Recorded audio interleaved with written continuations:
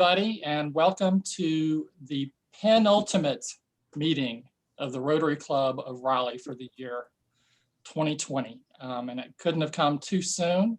I'm very glad to be with everyone after having to miss last week's program. I hear it was a great program. Thank you so much, Charles, for hosting. And let's get on with today's meeting.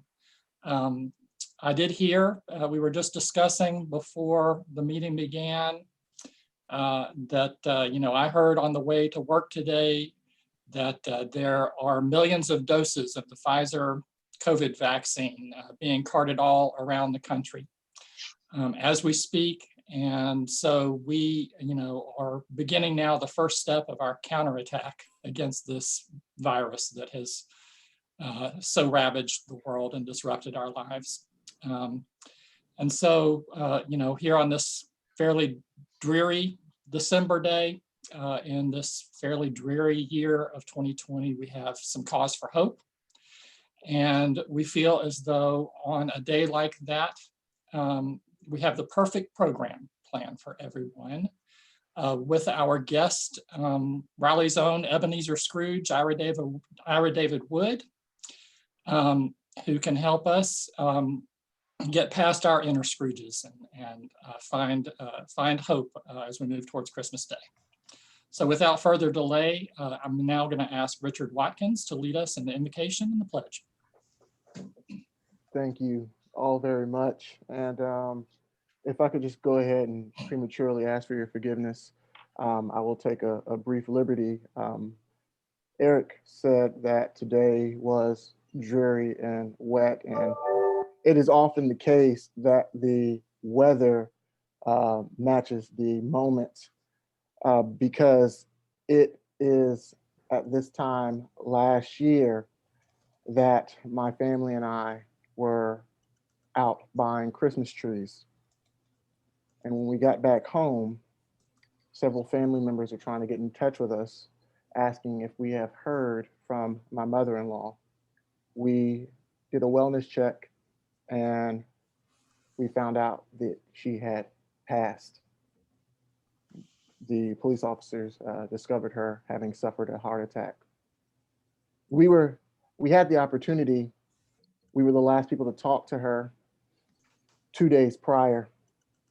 And at that time, she called a little bit late at night. And if anyone has a normal relationship with a mother-in-law, you may think twice about picking up the phone when it's a little bit late at night, when it's a little bit inconvenient. But we did, and thank God we did, because my wife was the last person to talk to her mother.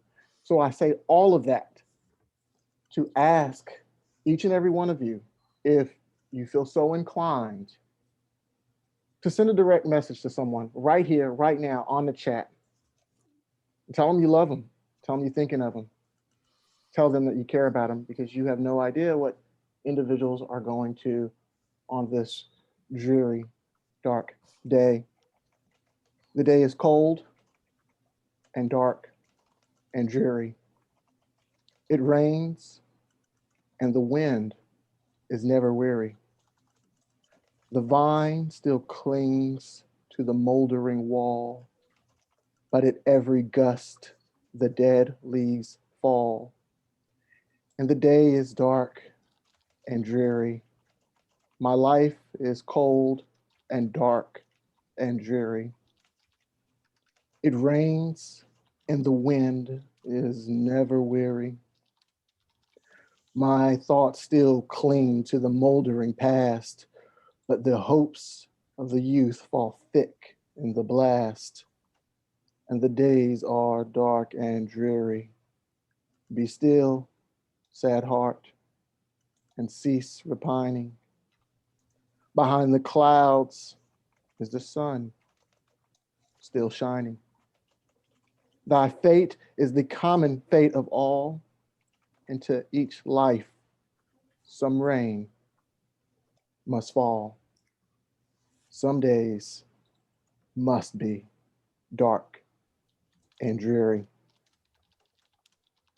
That poem was by Henry Wadsworth Longfellow, and I thought it was very appropriate for today. And at this moment, would you all please join me for the Pledge of Allegiance? I pledge allegiance to the flag of the United States of America and to the republic for which it stands, one nation, under God, indivisible, with liberty and justice for all. Oh, beautiful for spacious skies, for amber waves of grain, for purple mountain majesties above the fruited plain. America, America, God shed his grace on thee, and crown thy good with brotherhood, from sea to shining sea. Thank you, Settlement. Eric?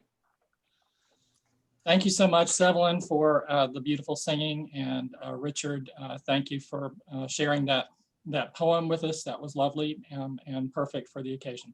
All right, everyone, please, at this time, if you would, consider sending Linda a chat or an email with a donation to the CART bucket for Alzheimer's research.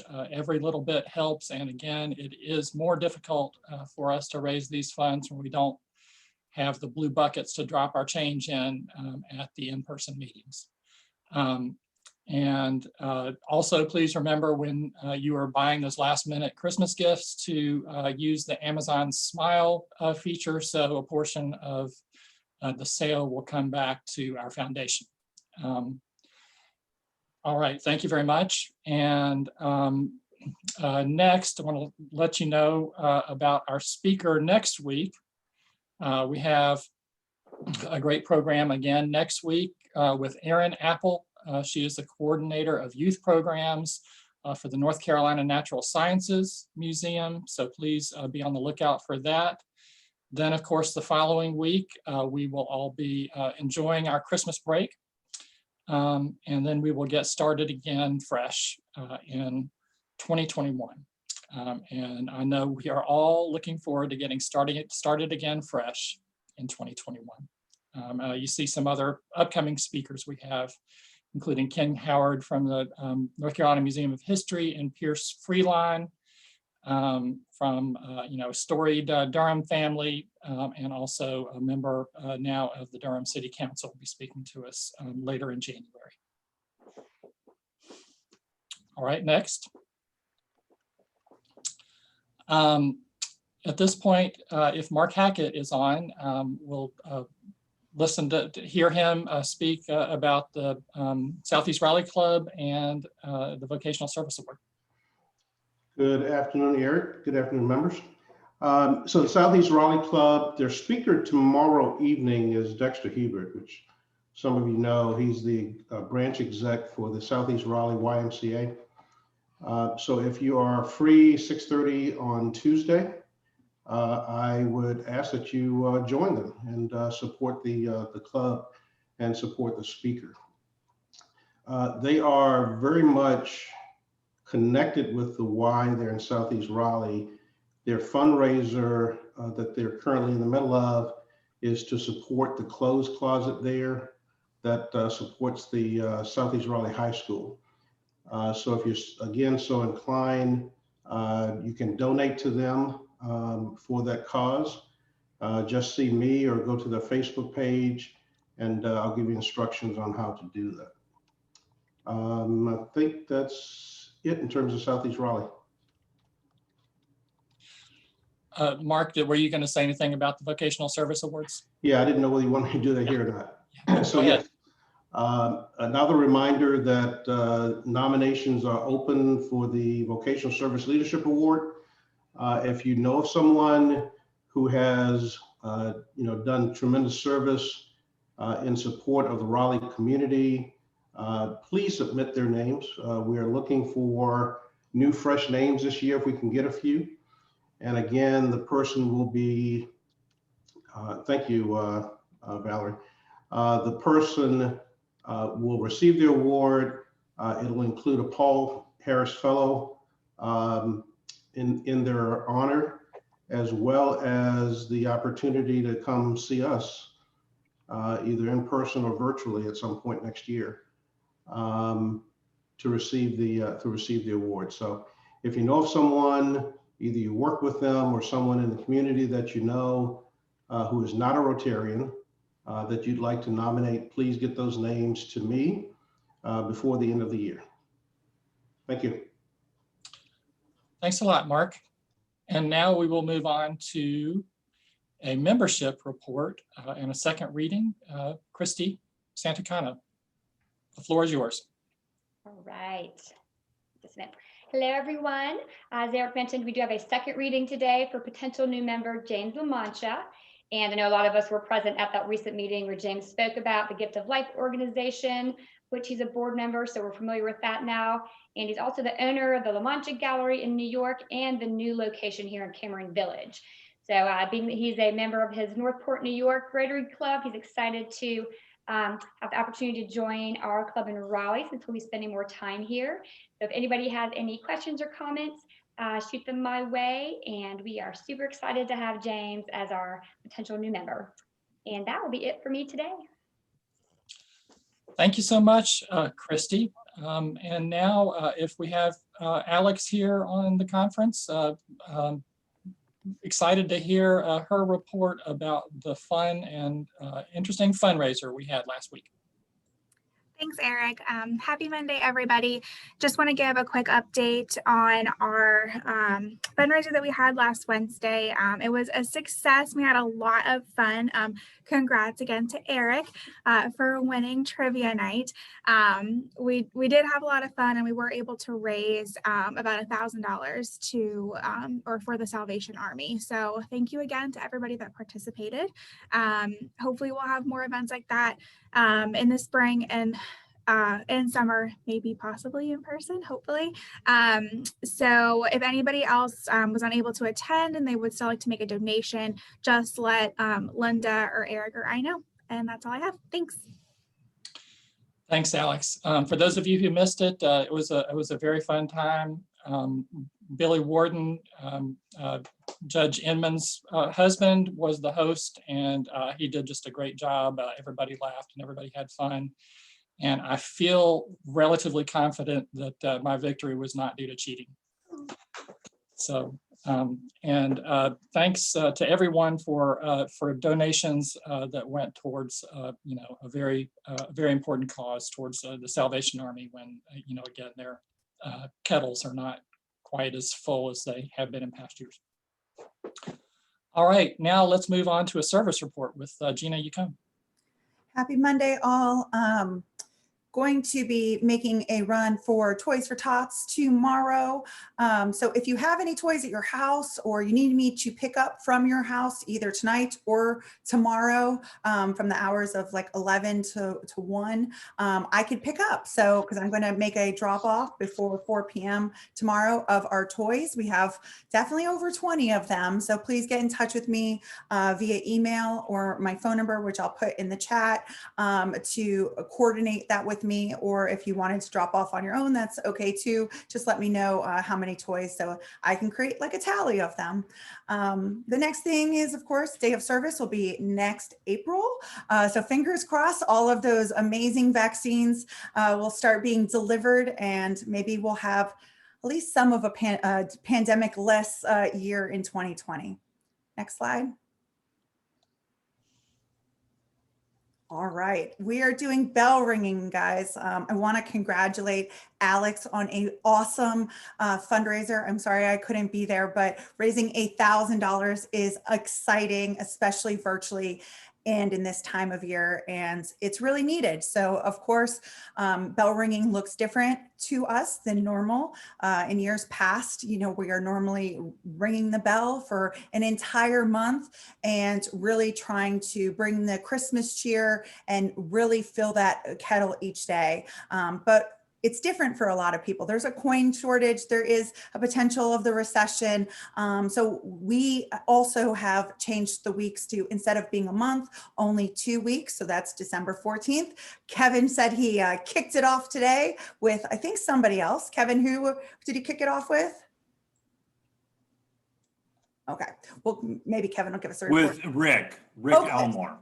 So Rick Elmore and Kevin kicked it off today. Want to thank them. So that's exciting. It was a little rainy out there, so hopefully they didn't get their toes too wet. But from the 14th to the 24th, please go on Sign Up Genius. You can, it is been in some of our newsletters. Also, it's on our website. Go on there, donate some time to bell ringing. So we anticipate donations will be low because of it being in a pandemic. So we are trying to make other creative ways to donate funds, just like Alex did this past Wednesday. So if you guys have any questions, please let me know. And Kevin, if you wanted to give another update explaining the door situation, I would really appreciate that. What Walmart this year is going to be closing the door that we normally ring at about 6 o'clock in the evening. So that means nobody's going to be going in and out of that door. But the Salvation Army offered us a chance to ring at the other door, which actually is the grocery entrance. So when you're facing the building to the right instead of to the left. And that door is much busier. That's where everybody, that's where the grocery entrance is. So in the short time I was out there with Rick today, it was a constant flow of people. Of course, it was raining and people were just rushing to get in and out, but there's a lot more people going in and out of that door. So that's what the plan is. The other thing is, if you're the first one there or the last one of the evening, the bells, there's 2 tripods, there's 2 buckets, there's 2 bags. The larger bag is ours. That is all kept behind customer service, just as it always is, except it's behind the door. There's a door to a room behind customer service, and you'll see it inside that door. It's not locked. And because of COVID, they have included a bottle of disinfectant spray in our bag. They asked that if you're, there's like 5 or 6 bells in our bag. So you can, the bell that you use, you could just probably leave it on the ground or throw it back in the bag. And as long as somebody doesn't use it right after you, I'm sure it's going to be fine. But they asked that the last person of the day spray down the bucket surface and the signage and everything that people may have touched before you put it back in customer service. Thank you so much, Kevin, and congratulations on being the first bell ringer of the year for our Rotary year. I thank you for that. I think that's it for me. I hope everybody has a wonderful Monday. Thank you so much, Gina. Lots going on with service, and I appreciate you being in charge of that. At this point, I rushed through the beginning of our program without introducing guests, and I understand that Christy Santacana has a guest that she would like to introduce.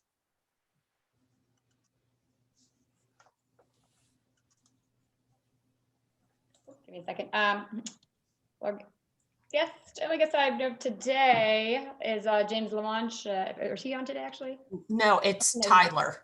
Sorry. Tyler Crisco. Okay. Oh, give me a second. Okay, hold on. I can just introduce myself. I was a guest here last week and greatly enjoyed it. Like I said, I used to be a member of Rotary in Southern Pines, but my work has brought me to Raleigh, so I'm interested in joining the Raleigh Club. Perfect. Thank you, Tyler. I was pulling up the one from last week, so. Welcome, Tyler. Tyler. Welcome, Tyler. We're so glad that you're here with us today, and sorry that we waited towards the middle of the program to introduce you, but we are so glad that you are with us. Welcome, Tyler. All right. Also, while we're on the business of announcements, there was a fun announcement that I heard earlier from Braxton Wilson, and I wonder if Braxton, you might want to share your kind of excitement with the rest of the club. Yeah, and I had done this a few months back, but we are 3 weeks away from baby girl Wilson arriving. So we are in the zone here. The head has moved down and is ready. So I will be sending out a notice to Linda at some point when this little girl decides to arrive. All right. Well, we're in the Advent season, so the head is down and ready for all of us, and we're so excited for the new Wilson to be joining us here in a few weeks. So we'll all be thinking about you and your family, Braxton. Thank you. Well, hey, Eric, I'm going to interrupt it. This is Kevin. Wilson, Yep. Braxton is normally out there on Christmas Eve helping us ring the bell. I'm going to be curious how that's going to work out this year. Well, Kevin, I did book the Christmas Eve shift as I always do. I do not think my wife will be participating this year, but unless the baby is here, you will find me at the Walmart ringing the bell on Christmas Eve. Awesome. All right, that's very exciting. All right, and we also want to wish Bill and Diane Lambeth a very, very happy anniversary upcoming on the 19th, 50 years. I think there needs to be some kind of special donation to the cart bucket for that one if you're on, Bill. But anyway, happy anniversary. That's a big one, and so we're all excited for Bill and Diane. With that, we now get to the fun part of the program where I get to introduce our speaker. And of course, he is a very easy speaker to introduce to this crowd. Ira David Wood, you already know him as an award-winning actor, writer, playwright, and director, as the founder and executive director of the Theater in the Park, and of course, as Ebenezer Scrooge in the now 47-year running musical comedy adaptation of A Christmas Carol, which, like everything else this year, is available for streaming during the month of December. David has been credited with raising the bar of theatrical excellence in the Triangle area, as well as initiating dynamic outreach programming that's now been adopted by many other local theater organizations. When Memorial Auditorium sat largely unused and undervalued, David was the one who started producing a series of theatrical productions there that began the process that led to the renovation and expansion of our current Progress Energy Center for the Performing Arts. He, in honor of his many achievements, the Theater in the Park facility has now been voted unanimously and named by the City Council the Ira David Wood III Pullen Park Theater. He has written and directed the opening ceremonies for the Summer Olympic Festival. He's directed the premiere production of the outdoor drama First for Freedom in Halifax, North Carolina. He has written original plays that have had extended runs off Broadway. He's authored books, including A Lover's Guide to the Outer Banks, Confessions of an Elf, and the recently published novel, The Russian Galatea. He's appeared in numerous film and television productions. And he has had too many honors for me to name here. But among other things, he was inducted into the Raleigh Hall of Fame. He's received the Distinguished Alumni Award from North Carolina School of the Arts, the Order of the Longleaf Pine. And in case any of you has found that you have lost your key to the city of Raleigh, do not fear, because David has 3 of them. He's got an extra he can share. He is the husband of Ashley and proud father of Evan, Rachel, Ira David IV, and Thomas Miller. And it is very much our pleasure to hear from Ira David Wood now. Thank you, Eric. And hello, everybody. It's great to be here in my home where I've been for the past year. About 5 months into the quarantine, my dog looked at me and said, "Now you know why we chew the furniture." In fact, you know, we're kind of like dogs with this lockdown because we're all told to stay away from people. As soon as they crack the door, we want to run outside, and we get real excited about car rides. So that's what it's done for me. Actually, I'm working on my second novel, so the lockdown and being at home has been wonderful for me. I'm enjoying it, particularly late at night, early in the morning, when everything is quiet in the house and I have a little computer time. As you know, theater in our area is suffering greatly right now because our doors are closed. And because of that, most area theaters have discovered a virtual theater. And this has actually been really interesting. And something that I think, even after we're able to get back to a normal lifestyle, I think a lot of theaters are going to continue doing video productions. It's a wonderful way to bring theater to an audience. And that's exactly what we did this year, or are doing, with our production of A Christmas Carol. We video what we call an archival version every year. So we have a record of the show, the blocking and the lighting and all of that. And we had so many people who said, look, it's not Christmas without A Christmas Carol. So we said, all right, let's see if we can stream this version. It was actually videoed last year in Durham, and it is available for streaming. You get your viewing pass, and you have 48 hours to watch it. So, you know, you can see it numerous times if you want to, in the safety and comfort of your own home. So we hope you'll take advantage of it, and we hope you'll enjoy it. I think, too, probably we will be videoing productions and doing virtual performances on into the new year, into February and March, probably until late spring, once the vaccine has been distributed and people have received it. That's going to be a joyous occasion when we can open our doors and invite people back in again. When we started Christmas Carol 47 years ago, I was only 12, and we premiered it at Theater in the Park.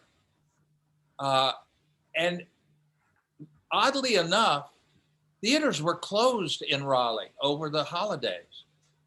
And I couldn't believe it. I just thought, my goodness, you know, Christmas time, that's a time you want to be with family and go and do things together. So we said, let's open the doors and put on a Christmas show. We had done Shakespeare that year. We had done Romeo and Juliet. We had done Taming of the Shrew. And when we got to the Christmas season, obviously Willie the Shake, as we call him, had not penned a Christmas show. So we went to the second best English author, Charles Dickens, and we wrote the version of the show that has been running now for 47 years. Less makeup for me now. I just walk in and get in costume, basically. I don't have to age myself like I used to. When we opened the show in 1974, we had to sell the sofa cushions off the sofas in the lobby. It was a total sellout. I mean, I've met kids who, well, they're grown now, but who tell me they sat on the cushions on the floor and remember the first 2 or 3 years of the show when we actually performed in Theater in the Park, which seats only about 240 people.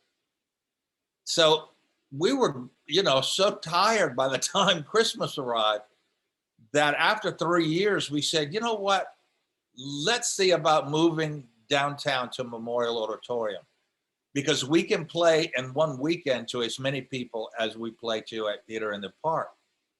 So that's what we did. But we had to go down and check the building out first. So the president of our board at the time, Deanne Jones, and I drove down to Memorial Auditorium.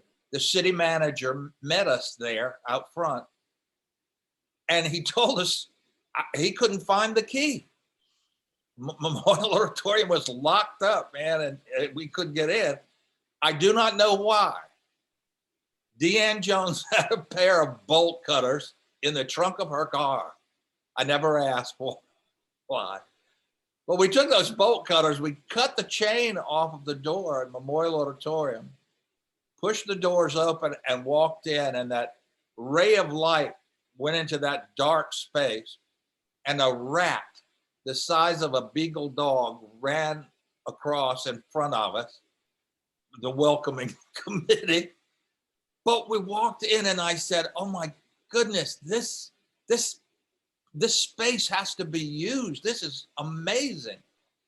And so we started bringing shows down to Memorial Auditorium. We brought the Three Musketeers, the Hunchback of Notre Dame. And after we had tried out those shows in Memorial, we moved Christmas Carol in. This was prior to the renovation too. So it needed a lot of work.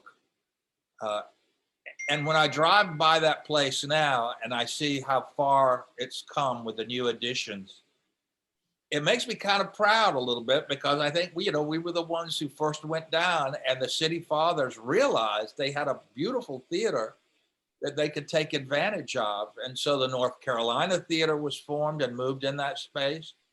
And that's our equity company. One of the kids who grew up at Theater in the Park is now the artistic director of the North Carolina Theater. And our first Tiny Tim is now producing theater in Fort Worth, Texas. He has a wonderful theater there, and it's really been very gratifying to realize that these kids who have come through the door of the theater have gone out now, and they're making a difference in the world. They're doing theater. Frankie Munitz, who was Malcolm in the Middle, was our Tiny Tim for 3 years. Michael C. Hall, who was Dexter and done a lot of movies and TV, was our Peter Cratchit. My daughter, Evan Rachel, was Christmas Past. We've had at least 5 or 6 more who've gone on to Broadway after being, raised practically at Theater in the Park.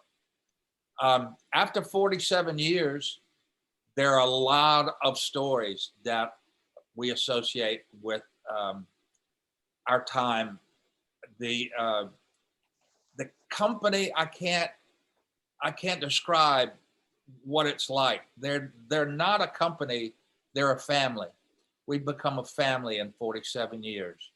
We're huggers too. I mean, you walk into a rehearsal, you're going to get a hug.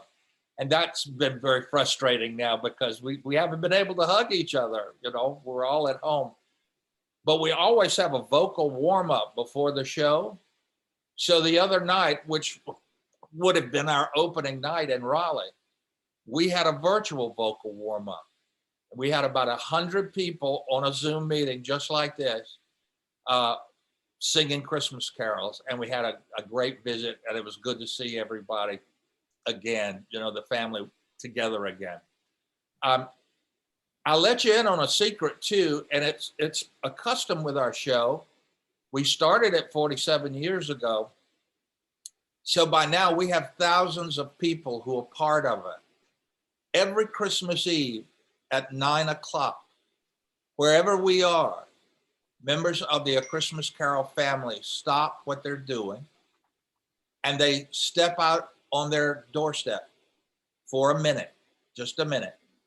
And we all kind of join together in the ether and realize that we're being joined spiritually by thousands of people across the country.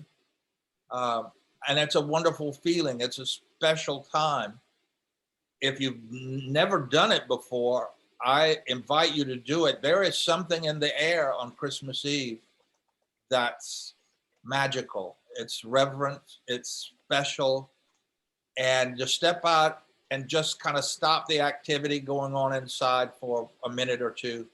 Look up at the stars, the moon hanging over the treetops, breathe in that cold air, and know what's happening around the world, that people are gathering together.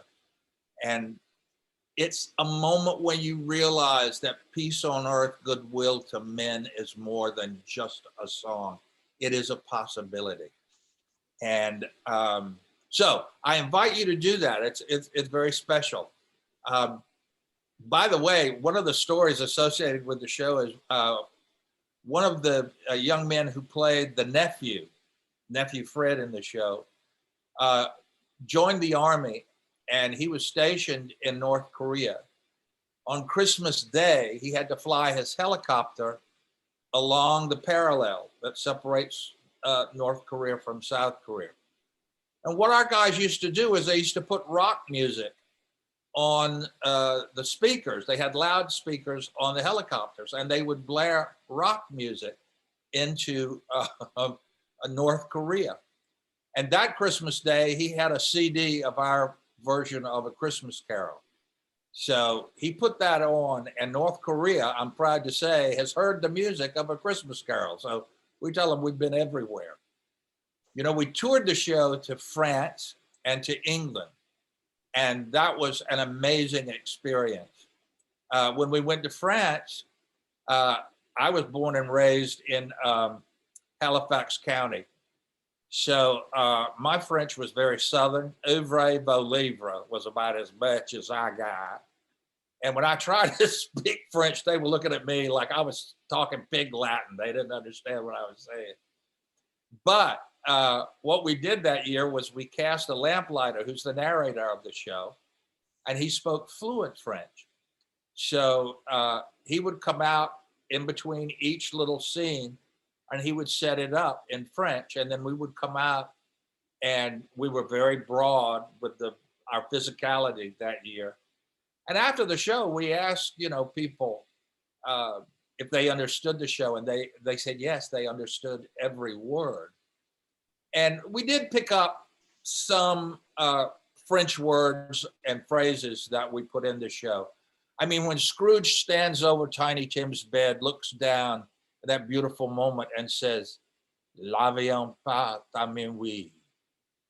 It's beautiful. It translates to the plane leaves at midnight, but in French, it's beautiful. And we would throw things in like that, and they didn't ask us to leave. They knew we were actors and crazy anyway. In England and in France, we performed in our sister cities. Those people love Raleigh, North Carolina, I have to say. In France, when we wore our sweatshirts, every year we have Christmas Carol sweatshirts made. If you walk down the street in Compiègne, our sister city in France, with your sweatshirt on, people would come out of stores with bread and bottles of wine, and they would just give them to you. And they had North Carolina flags in the store windows in Compiègne. They had American flags. It was beautiful. Now, Compiègne, by the way, is where Hitler forced France to surrender. And you may have seen some of the newsreels of the railroad car where Germany surrendered in that railroad car in World War I. And Hitler brought the railroad car back and had the dignitaries from France sign their surrender in that same railroad car. And it's in Compiègne. He was then put in a limousine and driven up to the top of a hill overlooking Compiègne. And he turned to his next in command in the limo, and he said, "Burn it." And they torched Compiègne. They burned it down. Of course, it's rebuilt now. But in the old section of the town, you can still see the foundations that are charred and burnt that they built the new homes on top of. And I've told this story before. Some of you may have heard it, but it was a beautiful time for me because my uncle Carol was killed in the invasion in Normandy. And he's buried there in the cemetery overlooking Omaha Beach. And I told the delegation from France when they visited Raleigh that we were honored, of course, to come to Compiègne and to do a Christmas carol. But I was particularly honored because my uncle was buried in Normandy, and no one in my family had managed to visit the cemetery, had visited my uncle's grave. So I was looking forward to it. I didn't know what cemetery it was at the time. And our cultural liaison, Michelle Lechatelier, who's a beautiful woman and made it possible for us to go with no stress. She helped manage everything. When we got to Compiègne in the summer to do some public relations work for them, Michelle asked me, she said, have you found what the cemetery is where your uncle's buried? And I said, no, not yet, but I will. I said, you know, I'll go to the embassy. I'm sure they'll have the information, and I can visit the cemetery then. But I said, we're here to do PR for you, so that's taking precedence. And tears welled up in her eyes. She reached out and took my hands, and she said to me, David, no. Your uncle came to save us, and he died alone. You must go. And I said, yes, ma'am, I will.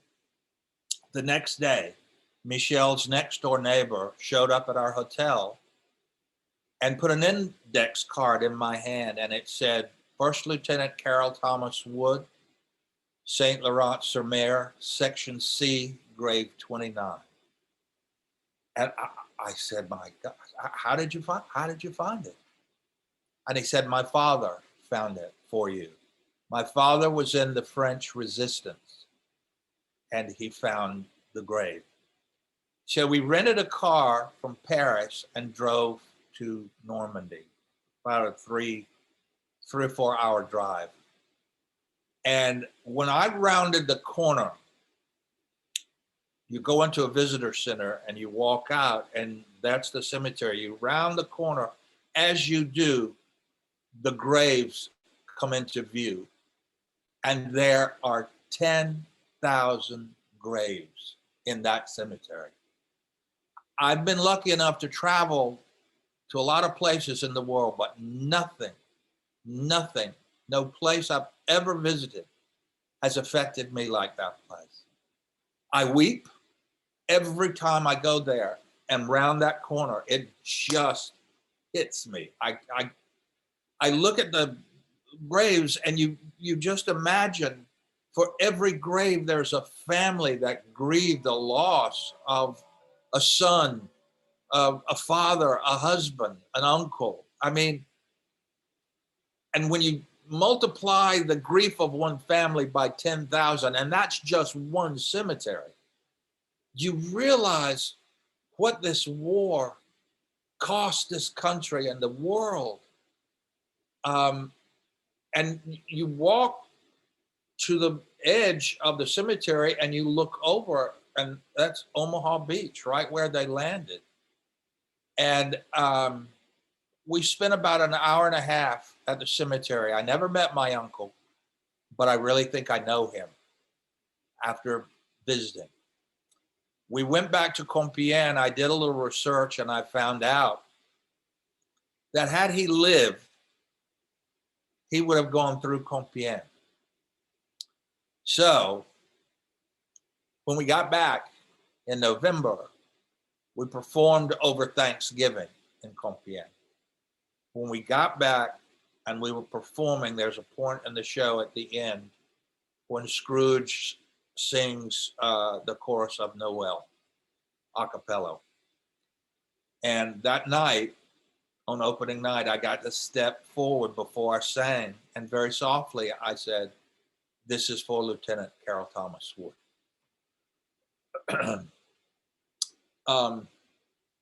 Because I felt like the circle had been completed. He didn't make it. We did. But because of his sacrifice, we were able to be there, to stand on a stage, and to present a show whose message is peace on earth.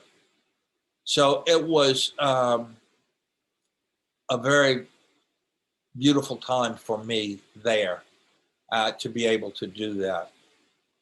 We also learned a few things about the French. They don't applaud. They stomp their feet. So we thought they were rushing the stage when the show was over. We just heard this, you know, when you 2,000 people stomping the floor, it's amazing. When we first arrived in Compiègne, I took my wife around. It was her first time there. And I was so excited. We just sat our suitcases down in the hotel. And I said, look over here. You have to see this and look at that. And finally, she looked at me. She said, David, I'm starving. Can we get something to eat? Just a bowl of soup would be great. And I said, honey, yeah, I do that, but I don't know how to say soup in French. So the hotel is a block away. Let's just pop into the hotel, find out how we say soup. We'll go to the nearest restaurant and order some soup. So I walked in, concierge was there at the desk, and I said, pardon-moi, qu'est-ce que c'est soup? How do you say soup in French? He looked at me and he said, soup. My wife looked at me with daggers, you know. So we did go back to a restaurant and order soup. In England, again, it was beautiful. Kingston upon Hull is our sister city in England. It had 5 theaters in the city before World War II. After World War II, they only had 1 standing because Kingston upon Hull is on the coast. And when the German bombers would fly over to bomb London, if they didn't make their primary target and had to turn around and fly back across the channel to France, they would unload the bombs. And Hull happened to be the city that they would unload the bombs for. And so, you know, Hull knew a lot of destruction from the war. In fact, a lot of men who married and moved and lived in Hull were bomb experts who were sent to Hull to actually unload defuse the bombs that hadn't gone off. So we had one event in Hull that was very memorable. One night in the second act, Scrooge is in his nightgown. Jacob Marley brings on these tap dancers and they're tapping away. And I noticed that the house lights came up in the theater. And I'm on stage thinking, oh my goodness, I think the lighting director has missed a cue. And all of a sudden, though, I could see the doors in the theater open and ushers stepped in on the sides. So I went, oh, this is not good. Something's going on. I looked in the wings to see if I could determine what was happening. And my technical director was going, it's like, back up, because the asbestos curtain was coming down. So I knew something was going on then. And I stepped forward. I got the band to stop playing. But God bless them, those tap dancing girls had rehearsed that number and they weren't stopping for anybody. They were just tapping. But I finally got them to stop. I didn't know what I was going to say. I stepped forward to, at least I was going to say to the audience, something's going on. We don't know what it is, but we have to stop the show. But the head usher had come down to the front of the auditorium, in front of the stage, and everybody stopped. It was quiet. He stepped forward and he said, ladies and gentlemen, I'm very sorry, but a fire alarm has gone off in the theater.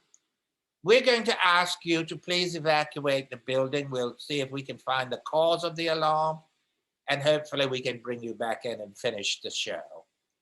If this had been the American audience, people would have died in the stampede. But because everybody in Hull had gone through such destruction in the war, they just stood up, put their mufflers on, put their coats on, put their programs in the seat, filed out of the theater, went across the street to the nearest pub, got a pint of ale, and waited. And that year, I don't know why we did it, but thank God we did. We rehearsed a fire drill. So our company knew what to do, and God bless them, they all filed out of the theater very orderly. They went to a spot we'd identified so we could call the roll and make sure everybody was there. My technical director came up to me and said, "David, get out, you know." I said, "Look, I'm right here by the door. I'm gonna stand here and let them see me as they file out, so they, know everything is okay. We're not gonna panic. When they're all out, I'll go out." So as people are filing out, my tech crew is throwing scarves on me because I'm standing in my nightgown, my white nightgown. They're throwing overcoats over my shoulder. And so I have 2 or 3 coats on and scarves over this white nightgown.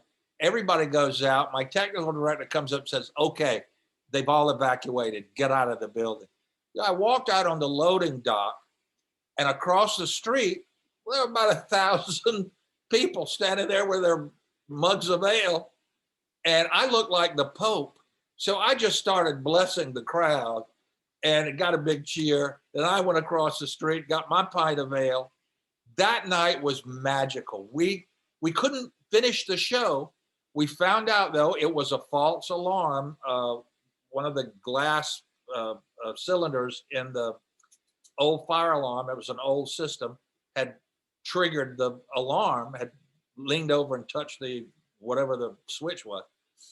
So it was too late for us to go back, but we stayed in the pubs with the audience and we sang Christmas songs together. We did a few scenes from the show, and it was a magical night. And it was wonderful to see in our travels around the world with the show and to Columbia, South Carolina for 20 years, that we are one family on a globe that grows smaller every day.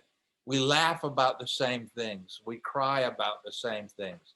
And that was a beautiful lesson that we learned. So that's a little bit about the show. I know I'm going on a bit. I wonder if you have some questions. I'll be happy to answer them.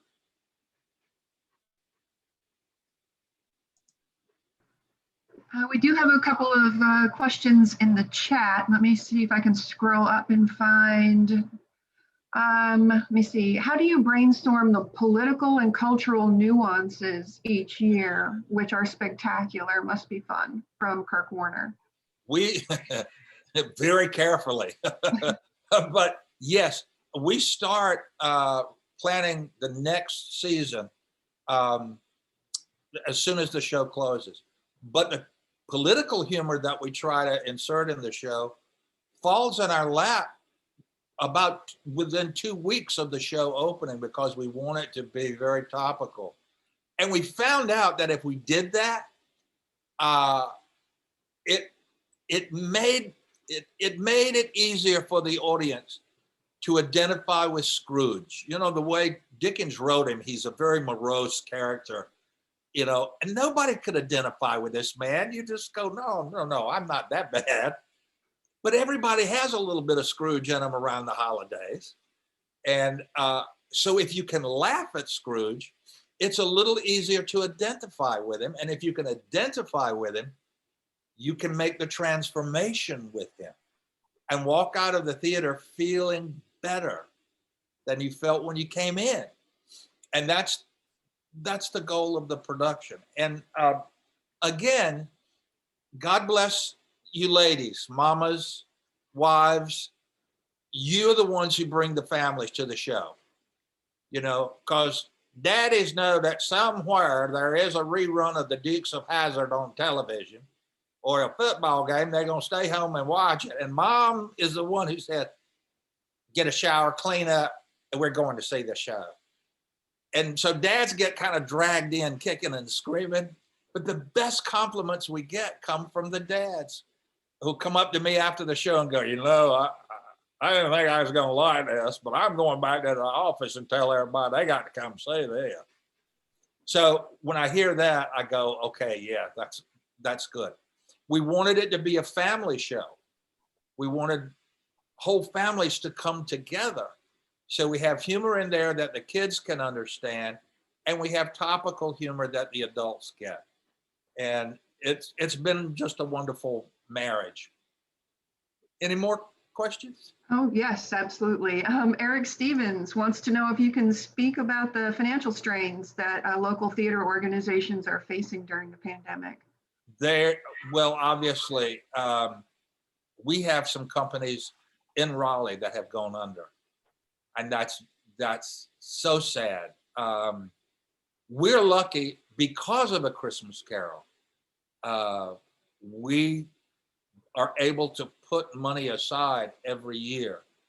So even though we're being furloughed, our entire theater staff is furloughed 1 week a month, to keep expenses down as much as we can.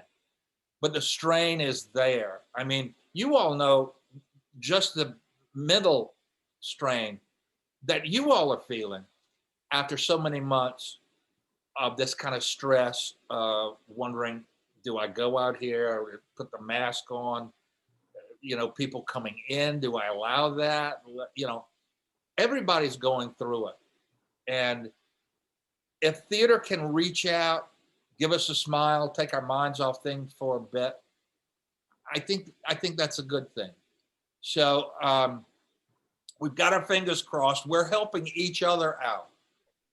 That's another good thing that theaters are doing, are making services available to other organizations, particularly the theaters that are doing a little better than some of the others, lending a hand to help them. Linda Monahan wants to know, what would Scrooge say about 2020? Can you take on his persona briefly? Well, one of the things I said is Scrooge was when you hear the word egg, don't hang around for nog. Run, leave. Anything with eggs in it, raw eggs, is just not good. And that's what 2020 is.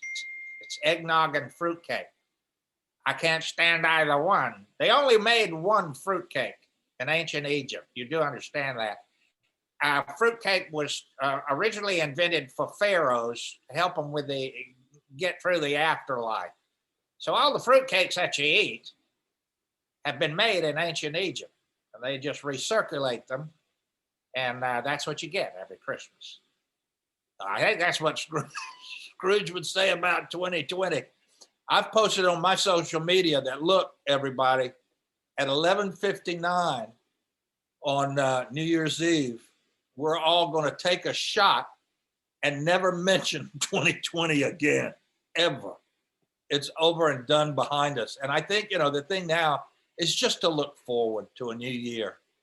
And the fact that the vaccine is going to be available, that we're going to be able to throw the doors open to our homes and go back into the world. My prayer is we don't forget the lessons that we've learned during this pandemic. That this is not the year to want to get things. This is the year to be thankful for what we have and to realize how important that is. This has been a chance for families to get closer together, which has been wonderful. I've enjoyed that part of it, and those lessons I don't want to forget. And I hope we don't. I think we're going to hug people. I've told people, get ready. It's going to be weird. I'm hugging everybody, long hugs. I'm just going to do it. I see you on the street, I'll just run over and give you a hug, because I think we're all starving for just that contact, that human contact. So, and we will save up as much political humor as we can for the show next year. So I hope you all will join us, because I'm sure it's going to be a doozy. Eric Larson has asked, you're known for your stories about the great Peter O'Toole. Do you have one you can share with us today? I know we are running out of time, so do you have a quick one that you can share? Yes, of course, Peter O'Toole. I just adore Peter O'Toole. The first director that I worked with was O'Toole's director and mentor at the Royal Academy in London. And his name was Hugh Miller. He was in his 70s when he directed the first production at the School of the Arts in 1965, the year it opened. And I got the lead in that play with Hugh Miller. And Hugh Miller dressed Peter O'Toole down in front of the class one year when O'Toole was a student at the Royal Academy. And O'Toole loved him after that and took him everywhere. When O'Toole did Lawrence of Arabia, Hugh Miller was dialogue director for the movie. He was also dialogue director for Dr. Zhivago. And he has small roles in both of those movies. And when he came to the School of the Arts, he stood me up in front of the School of Drama. And he said to them, he said, ladies and gentlemen, this young man is the next Peter O'Toole. So the whole School of Drama hated me after that. And they said, well, we're just going to have to enlarge the doorways to get your head through them.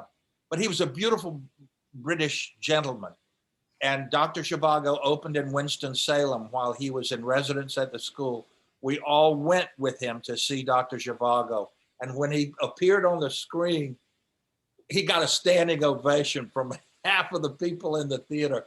And the rest of the people in Winston-Salem did not know what we were applauding and cheering for. But yeah, O'Toole, I adore the man. He's wonderful. And I know it's a dreary day, and I just want to thank you all for letting me rattle on a little bit about A Christmas Carol. I hope it's brightened your day a bit. I know it's brightened mine. It is an honor to see you all. I wish you all happy holidays, Merry Christmas, Kwanzaa, Hanukkah, and a Happy New Year. And here's to a better 2021. Here's to a better 2021 to you as well. Thank you so much. I know that for so many of us, the production of A Christmas Carol means so much, and it's great to have a peek behind the curtain to see a little bit about what it's meant to you over the years, and to hear about the travels with the production to France and England, and to hear all of your stories has been just a real treat. So thank you so much. You are welcome to come and visit with us or speak with us anytime. And I hope you have a great rest of your holiday season. Thank you so much. Yeah.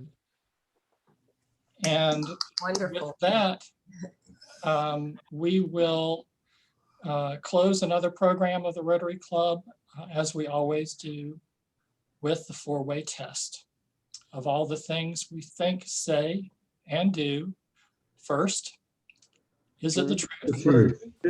Second, is it fair Fair to all concerned. Third, will it build Goodwill and better friendships. And fourth, will it be beneficial To all concerned. Ding, ding, ding, we're adjourned. Thank you. R-O-T-A-R-Y, that spells Rotary. Very good. Yeah.